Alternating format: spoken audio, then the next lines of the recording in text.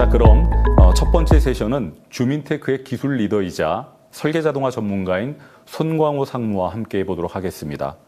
앞서 말씀드린 에이전틱 AI의 방향성을 가장 잘 보여주는 기능이 오토데스크 어시스턴트라고 할 수 있겠는데요.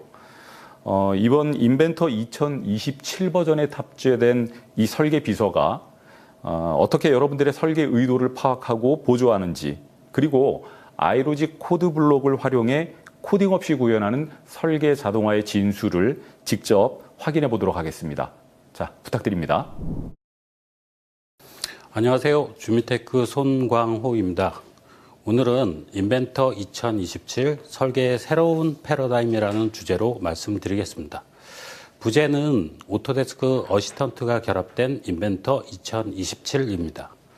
이번 발표는 단순히 새로운 기능이 추가되었다는 수준이 아니라 설계 업무 자체가 어떤 방향으로 진화하고 있는지, 그리고 그 변화가 실제 설계자와 기업에게 어떤 의미를 가지는지 중심으로 설명드리겠습니다. 기존 CAD 사용 방법은 설계자가 기능을 기억하고 메뉴를 찾고 반복 작업을 직접 수행하는 구조가 많았습니다. 하지만 이제는 설계 툴이 단순 작업 도구를 넘어서 설계자의 의도를 이해하고 반복 업무를 줄이고 더 나은 흐름을 연결해주는 방향으로 바뀌고 있습니다.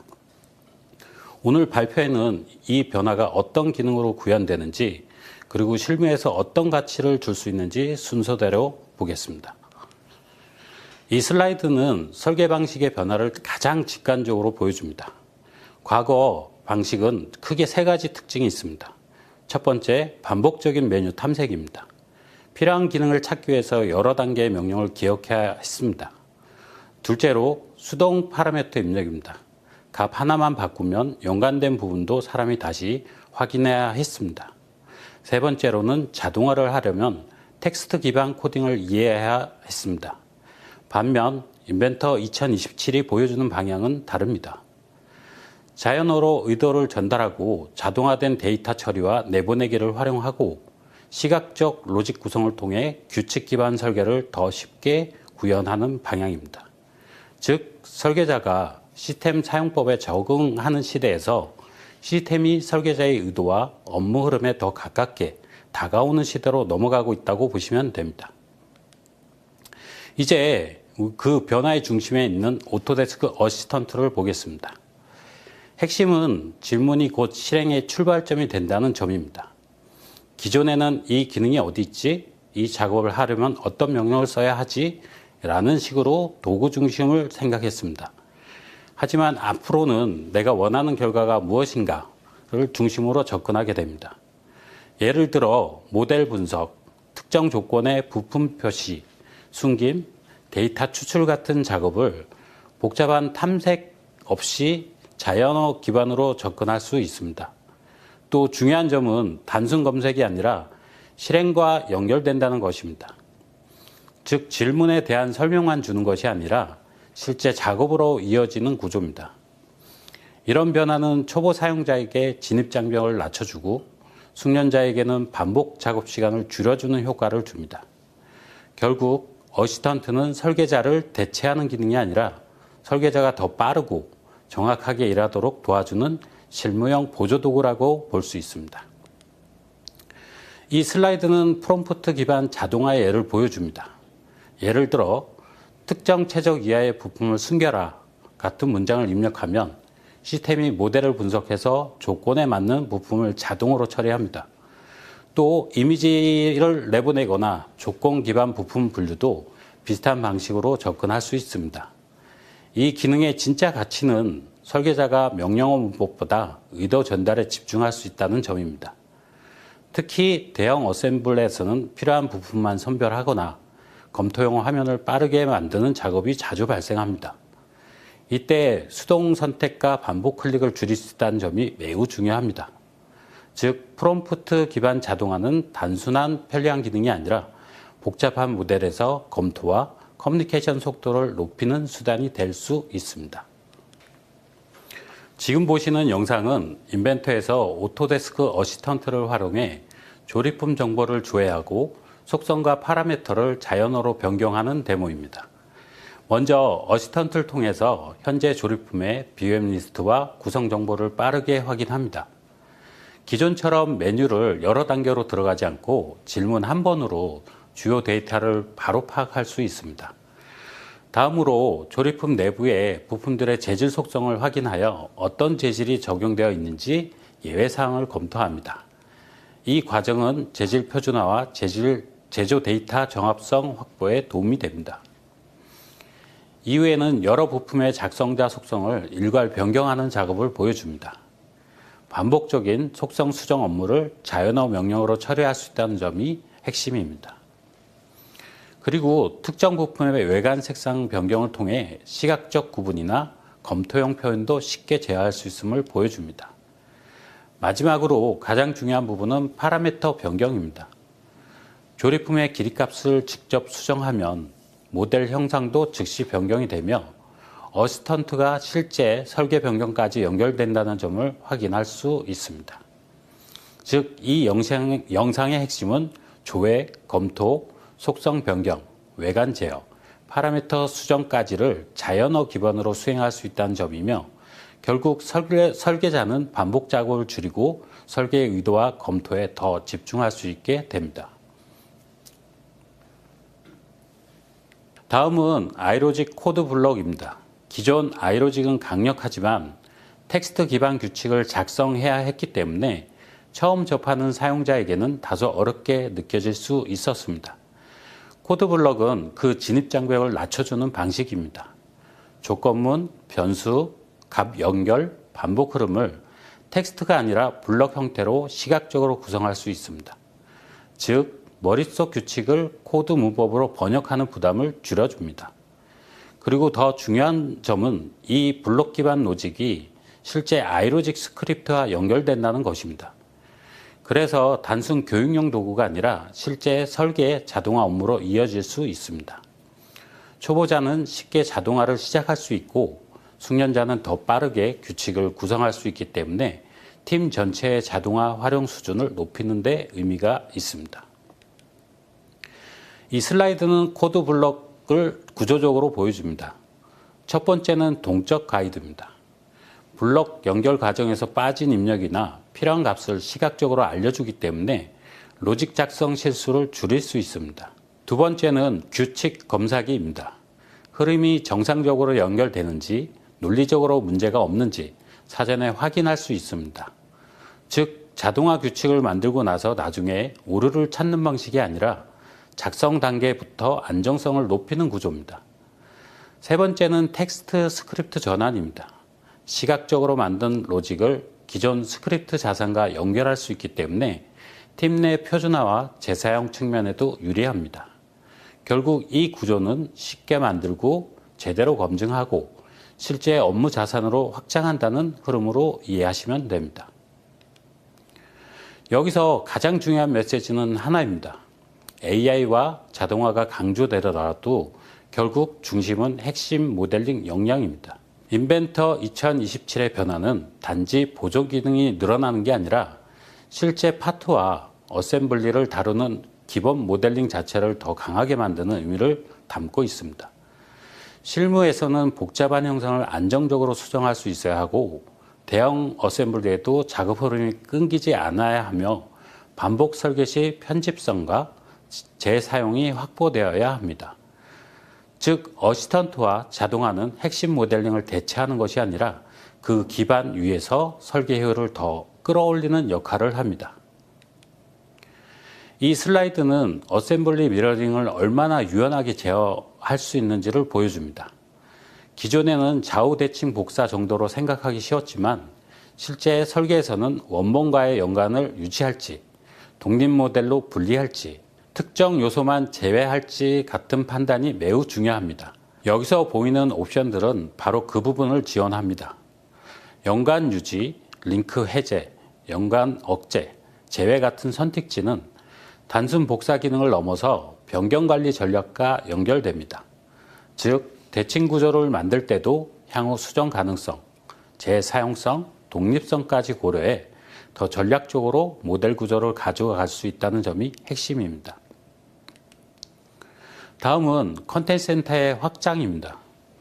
기존에는 표준 부품을 중심으로 관리하고 활용하는 성격이 강했다면 이제는 여러 부품으로 구성된 어셈블리까지 하나의 자산으로 관리하고 배치하는 방향으로 확장됩니다. 이 의미는 큽니다. 실무에서는 자주 반복되는 조립 구조가 많습니다. 그런데 매번 다시 조립하거나 파일을 찾아 복사해서 쓰면 품질 편차와 관리 부담이 생깁니다. 컨텐츠 센터에서는 어셈블리 단위 자산화를 할 수 있게 되며 반복 구조를 더 안정하게 재사용할 수 있고 표준 구성을 팀 차원에서 통일하기가 쉬워집니다. 또 배치 후 모델 상태까지 연결할 수 있기 때문에 옵션형 제품이나 규격 변화가 많은 장비의 설계에도 효과적입니다. 실무에서 가장 체감이 큰 부분 중에 하나가 바로 도면과 BOM입니다. 모델링 자체보다도 도면 작성, 중심선 추가, 홀 테이블 정리, 슬롯 노트 표기, BOM 전환 같은 후속 작업에서 많은 시간이 들어갑니다.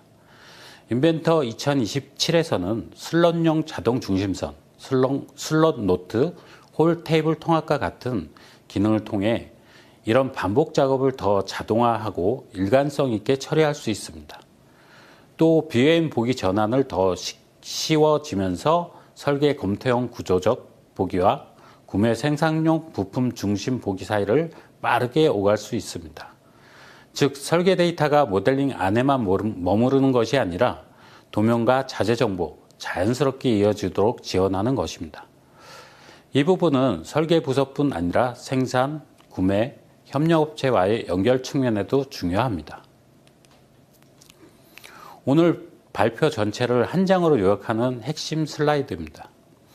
2026의 수동 워크플로우에서는 데이터 검색과 제어가 트리 탐색과 필터링 중심이었고 자동화는 복잡한 아이로직 텍스트 코딩에 의존하는 경우가 많았습니다.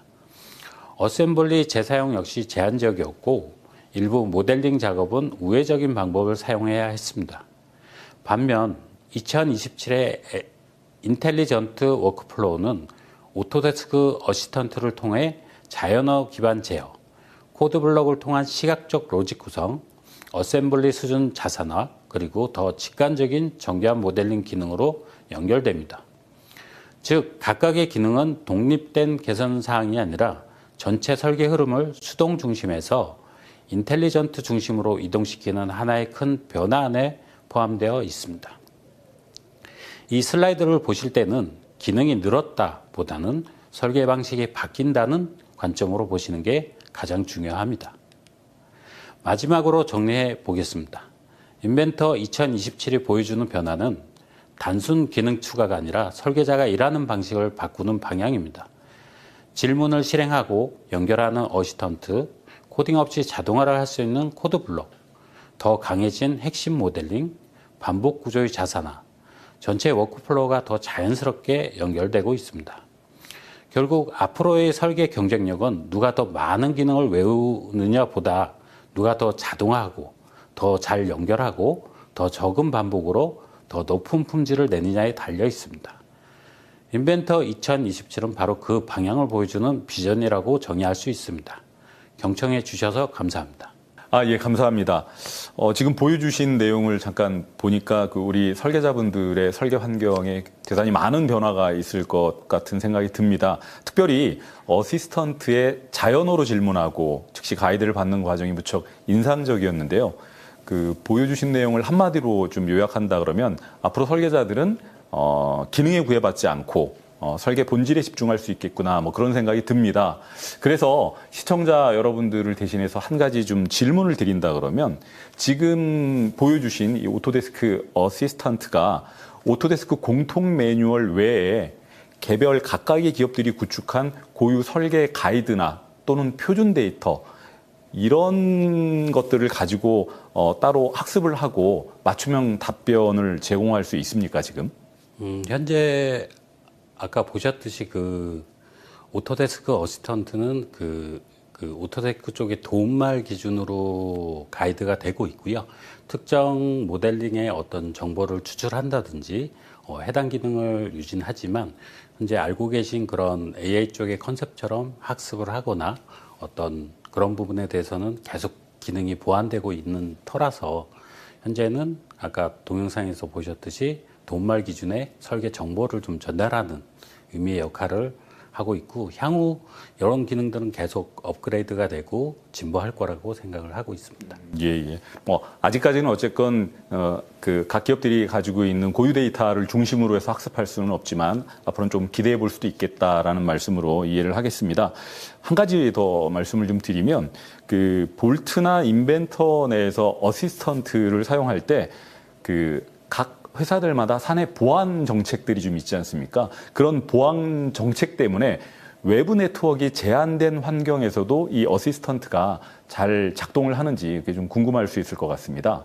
우리 김 이사님이 답변 좀 부탁드리겠습니다. 네, 좀 유사한 경험이긴 한데 예전에도 오토데스크의 그 라이선싱 방식이 온라인 형태고 항상 이제 온라인으로 어떤 그 활동들이 이루어지고 있기 때문에 어떤 보안이 좀 이렇게 강한 업체들 같은 경우에는 오토데스크 라이센스도 못 가져오는 경우들이 있었거든요. 그래서 그런 고객사 같은 경우에는 오토데스크에서 공식적으로 알려주는 화이트리스트 사이트들을 이제 회사 보안 정책에 의해서 예외 처리를 해줌으로써 원활하게 사용할 수 있었습니다. 아마 오토데스크 어시스턴트도 그런 어떤 추가적인 사이트를 사용을 한다라고 하면 그런 어떤 화이트리스트에 이제 올려줘야 되겠죠. 예. 어쨌건 뭐 그런 어떤 그 상호 보안적인 조치를 통해서 이용하는데 크게 무리 없이 또 세팅해 볼 수 있겠다, 뭐 이렇게 이해하면 되겠죠. 네, 예. 제 개인적인 의견으로는 우리가 GPT나 제미나이를 사용할 때 내가 원하는 구조나 원하는 형식의 답변을 받기 위해서 프롬프트를 템플릿화 시켜서 사용들을 하시죠. 저도 여러 가지 그 자료를 작성할 때라든지 또는 답변을 요구할 때 제가 원하는 어떤 형식을 지정을 해놓고 쓰게 되는데, 마찬가지로 어시스턴트를 활용할 때도 비슷한 방식으로 적용해 볼 수 있을 거라고 생각이 됩니다. 그러면 매번 반복적으로 발생하는 일련의 작업들을 좀 더 효과적으로 자동화시킬 수 있지 않을까, 그런 생각이 듭니다. 사실 빠른 분들은 아까 영상에서도 잠깐 캐치하셨을 거라고 생각이 되는데, 손상무께서 보여주신 그 영상 가운데도 비슷한 내용들이 좀 있었습니다. 다시 한번 확인해 보시면 좋을 것 같고요. 어쨌건 이 어시스턴트 기능 덕분에 여러분들의 설계 환경에 매우 많은 변화가 생길 것이라고 생각이 됩니다. 더 빠르고 효율적으로 진화할 수 있기를